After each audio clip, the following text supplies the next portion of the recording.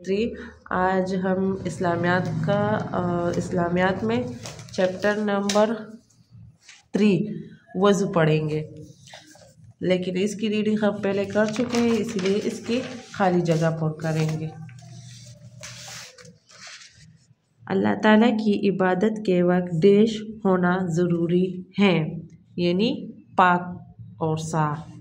सबसे अहम डैश नमाज है।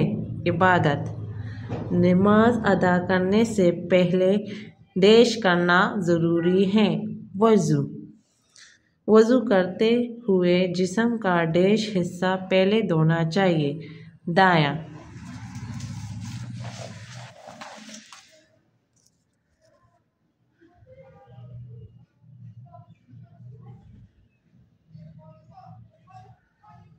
Thank you student.